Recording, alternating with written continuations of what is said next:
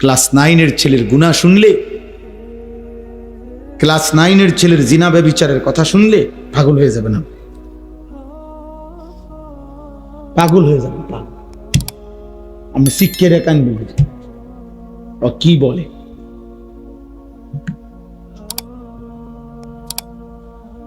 হ্যাঁ, এই কোরআনুল করিম সামনে বললাম, এক নির্ভরযোগ্য বিশ্বস্ত কথা হলো, এই 15 দিন আগেও আমার একজন 7 বছরের বাচ্চা আপন বাবার বড় মোবাইল দিয়ে উলঙ্গ ছবি, রব্বে কাবার কসম, কোরআন শরীফ সামনে রেখে, 7 বছরের বাচ্চা। আমার জাতি ধ্বংস হবার আর বাকি কথা বলেন। জিজ্ঞাসা করেন যে কতদিন হয় নামাজ পড়েন, কতদিন, মানে একজন 18 বছরের ছেলে অগণিত জিজ্ঞাসা করেন যে বাপ 5 ওয়াক্ত নামাজ পড়ো নাই, অথবা পড়ছো মনে পড়েনি কোনদিন গত 2-4 বছর। একটা ছেলেকে জিজ্ঞাসা করেন না যে বাবা গত 365 দিনে যে 1 বছর গেছে কোনদিন ফজরের নামাজ পড়ছো নি? তুমি জানো নি ফজরের ওয়াক্ত হয় কয়টায়, সূর্য ওঠে কয়টায়? আমার জাতি আর কতদিন টিকবে? আমি এই 3-4 দিন আগেও এক মসজিদে সারা রাত জার্নি করে হুজুর ফজরের ওয়াক্তে এক মসজিদে ঢুকছি, মানে এক জায়গায় যাচ্ছি, ইচ্ছা করে নাম বলতেছি না জেলার, এই মনে 1 সপ্তাহ হবে না, ফজরের ওয়াক্তে দেখছি ইমাম সাহেব, বিশাল মসজিদ, খুব সুন্দর মসজিদ, অত্যাধুনিক সুন্দর ঝকঝকে টাইলস, বাথরুম, অজুখানা। আহা, কসম খোদার ফজরের নামাজে নিজ চোখে দেখছি স্রেফ ইমাম সাহেবের পিছনে একজন লোক, একজন।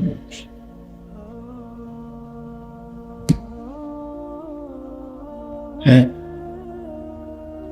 এখনো যে আমরা ভাত মাছ খাই এটাই তো আশ্চর্য, এখনো যে বাতাস বয়, এখনো যে রোদ ওঠে, সূর্য ওঠে, চাঁদ ওঠে, এটাই তো আশ্চর্য, এটাই আসছে। আল্লাহ হেফাজত করে। এই জন্য আপনারা, আমি তো এই কথাটাই বুঝাইতেছিলাম যে নূহ আলাইহিস সালাম শেষ যখন হাত উঠাইছেন যে আল্লাহ আমার ছেলে এটা ডুবে যাইতেছে, অথচ সে কাফের, কিন্তু এই সময়ও উনি হাত উঠাইছেন, ইন্না ইবনি মিন আহলি ওয়া ইন্না ওয়াদাকাল হক ওয়া আনতা আহকামুল হাকিমিন। এ তখন কোরআন শরীফে আছে সূরা হুদের মধ্যে 12 নম্বর পারা, আল্লাহ তাআলা ডাক দিয়ে বলছে, ইয়া নূহ, হে নূহ, থামো থামো, ইন্নাহু লাইসা মিন আহলিক, এত বড় বেঈমান তোমার সন্তান হইতে পারে না। আল্লাহ বলছে এত বড় বেঈমান কোন মুমিনের সন্তান নয়, ইন্নাহু আমালুন গায়রু সালিহ, এটা বেআমল সন্তান, এটা বেআমল সন্তান, তার জন্য তুমি হাত উঠাবা না, দোয়া করবা না। ফালা তাসআলনি, কোরআন শরীফের আয়াত, ফালা তাসআলনি, অতএব তুমি এর জন্য আমার কাছে কিছু চাইও না, আমি মাফ করব না, আমি আল্লাহ মাফ করব না। গফফার, গফুর, রহমান, মালিক, আল্লাহ বলতেছে আমি মাফ করতাম না, আমি মাফ করব না, হাত নামো। এই কোরআন শরীফে আছে। তখন নূহ আলাইহিস সালাম হাত নামাই ফেলছে, বুঝছে আর হবে না, মালিক আর মাফ করবে না বলে দিস। ফালা তাসআলনি, আল্লাহ বলছে এমন নাফরমান সন্তানের জন্য আল্লাহর কাছে কিছু চেয়েও না। এই জন্য আপনাদেরকেও বলি, বেনামাজি, বেহায়া এমন সন্তানের জন্য আল্লাহর কাছে কি চাইবে? আমরার কাছে আল্লাহর রহমতে 12 লাখ টাকা ব্যবস্থা করছি, তারা সময় দিছে কম, 12 দিনের বিরুদ্ধে কইছে টেহাডি মিলাইতে, কি কষ্ট যে করছি হুজুর, 6 লাখ জমি বেচছি, 3 লাখ কিস্তি লইছি, 3 লাখ সুদে লইছি, লই আল্লাহর রহমতে আপনাকে দোয়ায় ফলাগারে বিদেশ পাঠাইবার নিয়ত করছি, খাস দোয়া করে। আমি খাস দোয়া করতাম, হারাম কর তোর সুদের উপরে আমি দোয়া করতাম। হ্যাঁ না ফরমান, তোর কিস্তির উপরে আমি দোয়া করতাম। হ্যাঁ আমি খাস দোয়া করতাম। আমি ব্যাক কল, আমি বোধাই। আপনার হারামের উপরে দোয়া করলে, আপনি জিজ্ঞাসা করেন আলেমকে, কোন হারামের উপরে কেউ যদি আল্লাহর কাছে কিছু চায়, দোয়া করে, তার ঈমান থাকে না।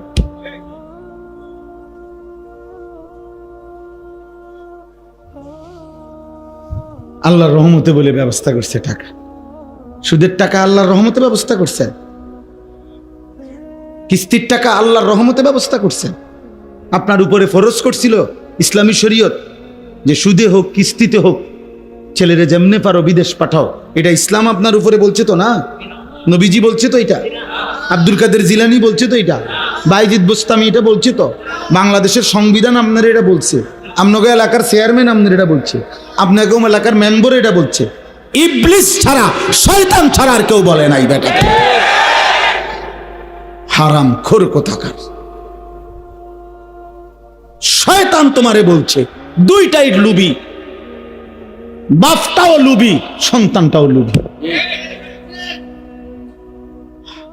বিদেশ যাইতে নিষেধ করি না, বিদেশ যাওয়া হারাম না, কথা বোঝেন নাই? বিদেশ যাওয়া হারাম, প্রবাসী হারাম না, না না, সুদের টাকা হারাম, কিস্তির টাকা হারাম, আপনারে এটা বলছি।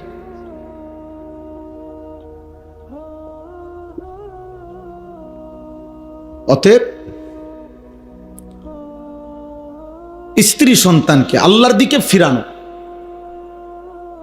আখিরাতের দিকে ফিরানোর চেষ্টা, ওযু নামাজ পাক পবিত্র হালাল হারামের দিকে ফেরানোর চেষ্টা, এটার থেকে কোনো অভিভাবক, কোনো স্বামী, কোনো বাবা, কোনো মায়ের ছুটি মিলবে কখন বলেন? জিবরাইল ফাটাইলে আপনার কাছে যদি আলাদা কে আসে, তাহলে আমাদের কাছে এখন জিবরাইল আসার সুযোগ আছে তো? আসে কেন? জিবরাইল আইন তাইলে বোঝা গেল আমাদের জন্য অনুমতি নেই, বরং আমরা মৃত্যু পর্যন্ত বলে যাইতে হবে।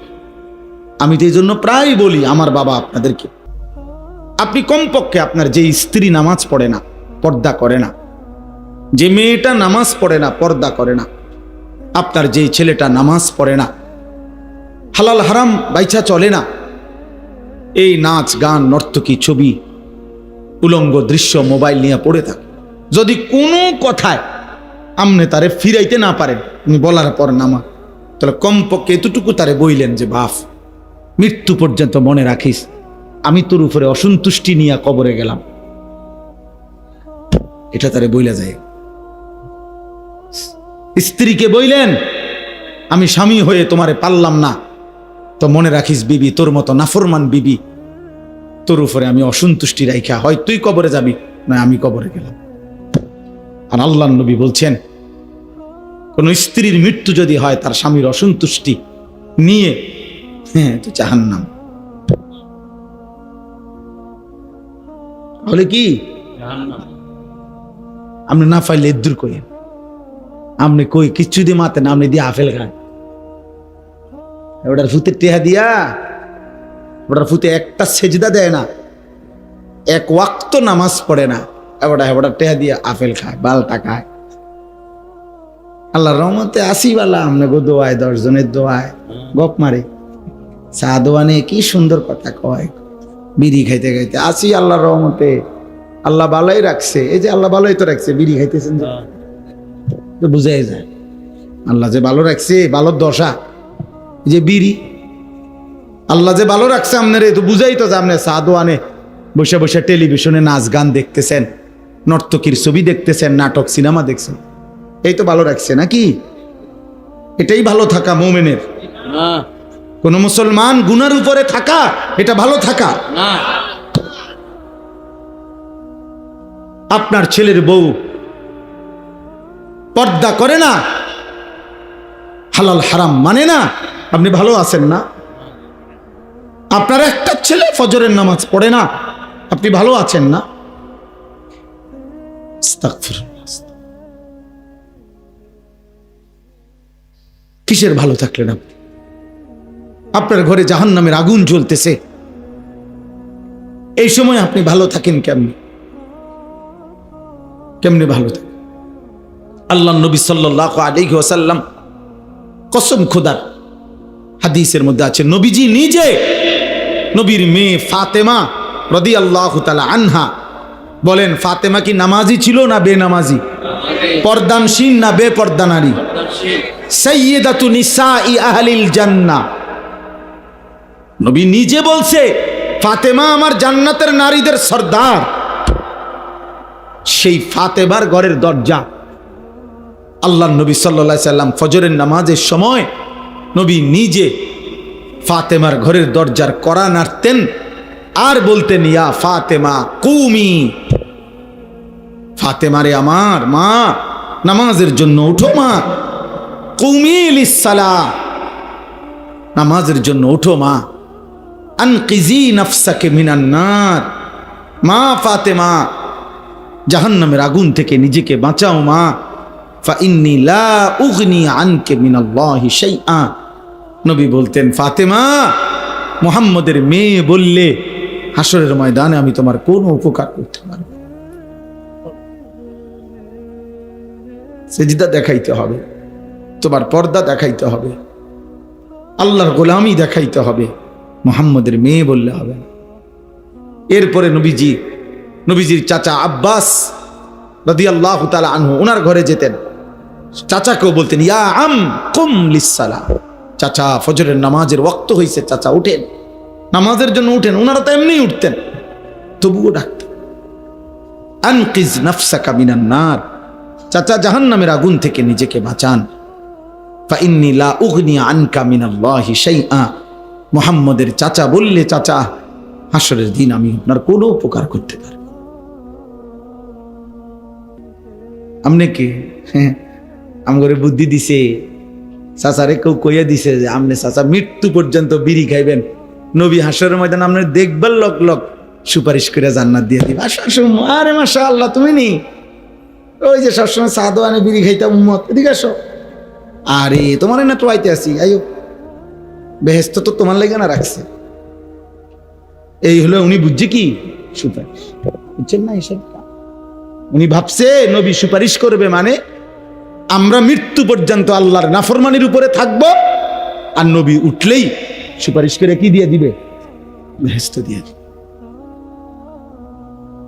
আপনি 60 বছর পর্যন্ত কথায় কথায় গালি দেবেন, এই অবস্থায় মারা যাবেন, আমনের কিস্তি আমনের ফুতে চালায়, আমনে কবরে, আমনের সুদের টাকা আমনের ফুতে চালায়, আমনের ব্যাংকের লোন আমনের ফুতে শোধ করে, আমনে কবরে, আমনে হাসরের ময়দানে উঠলেই আমনের নবী সুপারিশ করে বেহেশতে নিয়ে যাবে। এই তো সুপারিশের অর্থ না কি? এটাই তো মনে হয় না? যদি কেউ ভেবে থাকেন এমন, তো ধোঁকা খাইছেন, ধোঁকা। ওমা ইয়াখদাউনা ইল্লা আনফুসাহুম ওমা ইয়াশউরুন, ধোঁকা খেয়েছেন, বুঝেন নাই। কোরআনুল কারীমের মধ্যে আল্লাহ বলছেন আমার মুমিন বান্দা কেমন হয়। আল্লাহ বলেন আমার মুমিন বান্দা নামাজও আদায় করে, আমার দেওয়া সম্পদ থেকে যাকাতও দেয়। আল্লাহ বলেন নামাজের সেজদা দিয়েও, আল্লাহর পথে পূর্ণ খরচ করেও, ওয়াকুলুবুহুম ওয়াজিলাতুন আন্নাহুম ইলা রাব্বিহিম রাজিউন। আল্লাহ বলে প্রতিটা সেজদা দিয়েও আমার বান্দা তার অন্তর আমি আল্লাহর ভয়ে কাঁপতে থাকে। যাকাত দিয়ে, আল্লাহর রাস্তায় দান করে, সাদাকা করেও আমার বান্দা তার অন্তর আল্লাহর ভয়ে কাঁপতে থাকে, আর এই কথা বলতে থাকে, হায় আমাকে তো হাসরের ময়দানে আল্লাহর কাছে ফিরতে হবে, আর আল্লাহ যদি গ্রহণ না করে আমার কি হবে?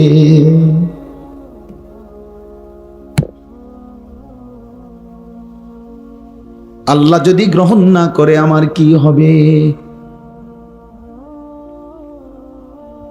হ্যাঁ, আমরা ছোটবেলায় আমরাও ওয়াজ শুনতাম যখন, আগের দিন মানে কি 300 বছর আগে না,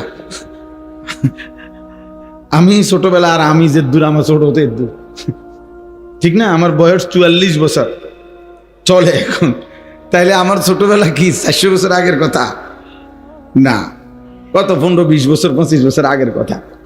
তা আমরাও ছোটবেলায় যখন ছাত্র জীবনে ওয়াজ শুনতাম, তখন শুনছি একদিন এক মুরব্বী হুজুরে ওয়াজে বলতেছিলেন যে ওই এক মেয়েরে বুঝানোর জন্য বলতেছিল ওনারা, এক মেয়েরে তার বান্ধবীরা বিয়ের দিন সুন্দর করে সাজাইছে, গহনা অলংকার দিয়া, শাড়ি চুড়ি দিয়া তারে খুব সুন্দর করে নতুন বধূ সাজাইছে।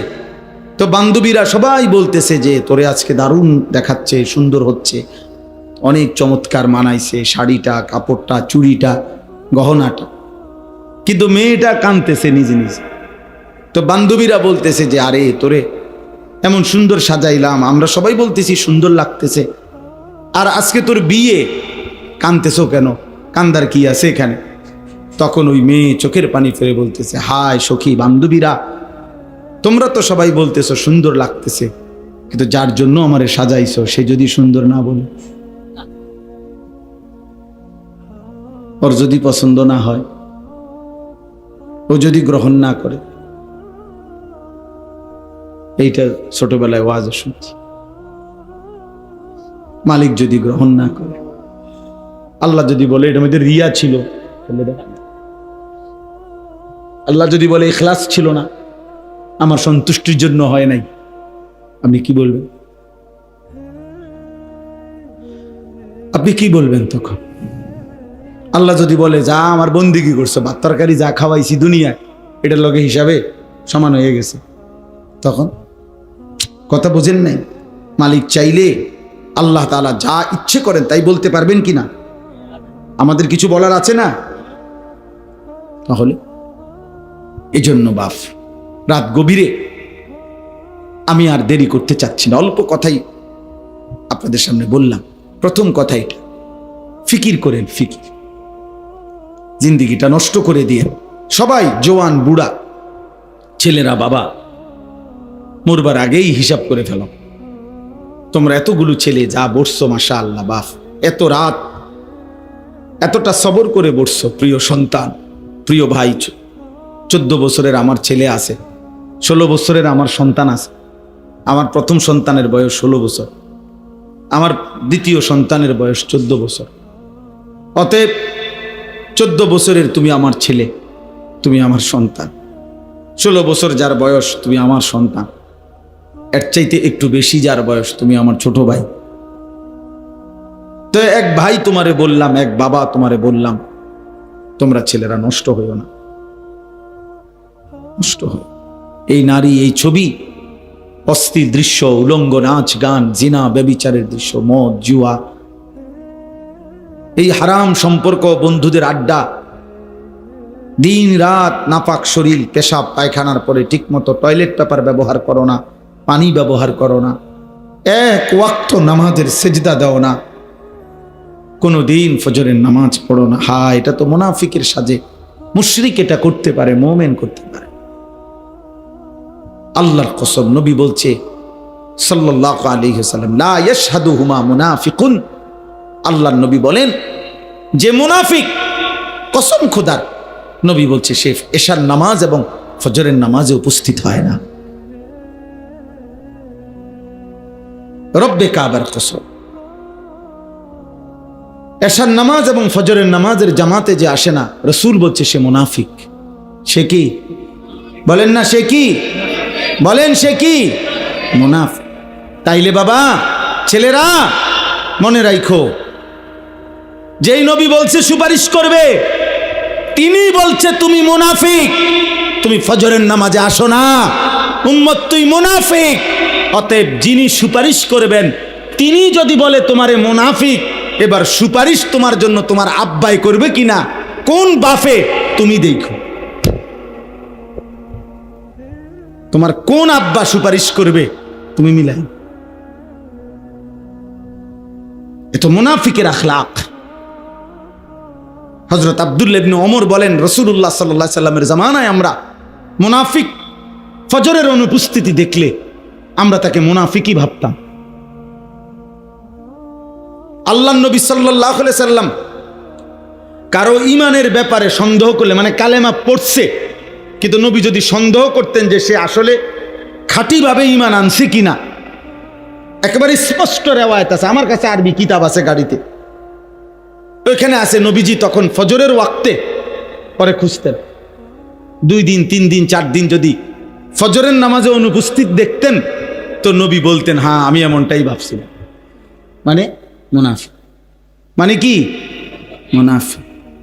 এই জন্য হযরত আব্দুল্লাহ ইবনে মাসউদ রাদিয়াল্লাহু তাআলা আনহু বলেন, নবীজির জামানায় যারা বাস্তবিক অর্থে ছিল মুনাফিক, সবাই চিনত, মনে করত, সবাই নবীজির বিরুদ্ধে ষড়যন্ত্র করত মুনাফিক হিসাবে, আল্লাহর কসম তিনি বলেন, হযরত আব্দুল্লাহ ইবনে মাসউদ বলেন, ওই চিহ্নিত মুনাফিকরাও ফজরের নামাজের জামাতে উপস্থিত হইতো। হইতো কেন? ওই যাতে করে ডাইরেক্ট কি না বলে, মুনাফিক না বলে, লুকাইবার জন্য,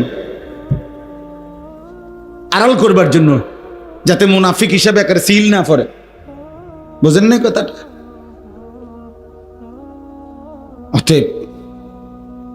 অতএব মাতবরি করেন না। মসজিদে 30,000 দিচ্ছেন, বেহেস্তের বুঝ হয়ে গেছে নাকি?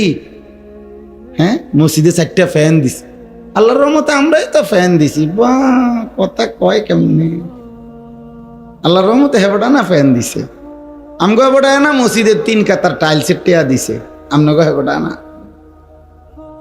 খালাস, বেহেস্তের বুঝ হয়ে গেছে। 4টা ফ্যানের দাম হইল জান্নাত, 3-4 12,000 3,000 করে আছে। জান্নাত এত সস্তা হয়ে গেল না? আখিরাত এত সস্তা বাবা? কি বলে? কেউ যদি 100 কোটি টাকাও দান করে, সাদাকা করে, তাহলে এটা তো ইসলামের একটি আমল। কথা বোঝেন নাই আমার? দান সাদাকা এটা পুরা ইসলাম নাকি একটি আমল? আবার বলেন না। তাহলে 100 কোটি টাকাও যদি দান করে তাহলে কয়টা আমল হয়েছে? তো এটার আমনে নেকি পাইবেন, কোনো সন্দেহ নাই। কিন্তু নামাজ, যাকাত, হজ, রোজা, জিকির, তেলাওয়াত, তাহাজ্জুদ, 5 ওয়াক্ত নামাজ, হারাম থেকে বাঁচা, সুদ খাওয়া যে হারাম, ঘুষ খাওয়া যে হারাম, চুরি করা যে হারাম, নারী দেখা যে হারাম, নাটক সিনেমা দেখা যে হারাম, ওজনে কম দেওয়া যে হারাম, কথায় কথায় গালি দেওয়া যে হারাম, বিড়ি সিগারেট খাওয়া যে হারাম। তো এগুলা কার জন্য? এগুলোর গুনাহ বোঝেন নাই হিসাবটা? না, এগুলা সব এই 30,000-এর ভিতরে। না না না, এটা ভিতরে 30,000-এর ভিতরে। দেখেন না, হুজুরে টাকা 200 দিয়া বুড়া মিয়ারে তওবা করায়। 90 বছরের বুড়া, সোজা হইয়া গেছে, একদম টানা দিয়া লাইছে। এখন আতফাও গিরাগাড়ি জোরাদারি ছেড়ে দিছে। হ্যাঁ, এখন দম টাইনতে আছে। এই সময় হুজুর আনছে 300 টাকা দিয়া, 500 টাকা। হুজুর ধরেন আব্বার 60 বছর ক্লিয়ার করে দেন, হুজুরে 500 টাকা দিয়া তওবা করাইয়া আমনের বাপের এই 60 বছরের গালি গালাস, বিড়ি সিগারেট, সাদোয়ানের টেলিভিশন দেখা, ওজনে কম দেওয়া, ওই যে জমি দিছে না, ঠকাইছে, এই সব ক্লিয়ার করে মাফ কইরা 500 টাকার ভিতরে এরপরে জান্নাতের ফেরেশতার হাতে বুঝাই দিয়া ইমাম সাহেব আইছে। ভাই, ইমাম সাহেবের বাপের সম্পত্তি জান্নাত। কথা বলেন না কেন? ইমাম সাহেবের বাপের সম্পত্তি, ইমাম সাহেব জান্নাতের টেন্ডার নিছে। তাহলে হাসরের ময়দানে ইমাম সাহেব দাঁড়াইতে হবে না? কথা বলেন। হুজুর সাহেব দাঁড়াইতে হবে না? বক্তা সাহেব দাঁড়াইতে হবে না? পীর সাহেব দাঁড়াইতে হবে না? কসম খোদার দাঁড়াইতে হবে আমাকেও আপনাকেও। আমি কি এখন জান্নাত থেকে আসছি? না না, ক্যান্টনমেন্টে আইছি, কুমিল্লা ক্যান্টনমেন্ট, ময়নামতি, ওখান থেকে আসছি। অতএব দয়া করে, গুনাহ করছেন আপনি, তওবা করবেন আপনি এখন। এখন কখন? কখন? এখন। এখন তওবা করবেন কিভাবে? 3 ভাবে। 3 জিনিস একসাথে হলে তওবা হয়। চোয়াকার চা লেখলে চা হয় না, শব্দ হয়। চা পাতা চিনি পানি একসাথ করলে চা হয়। ছয় কাপ চা লিখলে কি হয় না? চা হয় না, চায়ের শব্দ হয়। তওবা তওবা করলে তওবা হয় না, তওবার শব্দ হয়। তিন জিনিস একত্র করতে হয়। এক নাম্বার, আল্লাহকে বলতে হবে দিল দিয়ে কলিজার ভেতর থেকে যে আল্লাহ আমি গুনাহ ছেড়ে দিলাম। দুই, আর করব না মালিক, আমি ওয়াদা দিলাম। তিন, আমি লজ্জিত মাওলা, আমি মাফ চাইলাম। খোদার কসম যদি দিল থেকে কেউ বলে, ছেড়ে দেওয়ার নিয়তে আসলেই বলে এবং ছেড়ে দেওয়ার জন্য গুনাহ চেষ্টাও করে, আল্লাহ বলবে বান্দা এই গুনাহ যদি আসমান পরিমাণও হয়, সমুদ্রের ফেনা পরিমাণও হয়, পৃথিবীর সবচেয়ে উঁচা পাহাড়ের চাইতে যদি উঁচা হয়, আমি একসাথে মাফ করে দিলাম।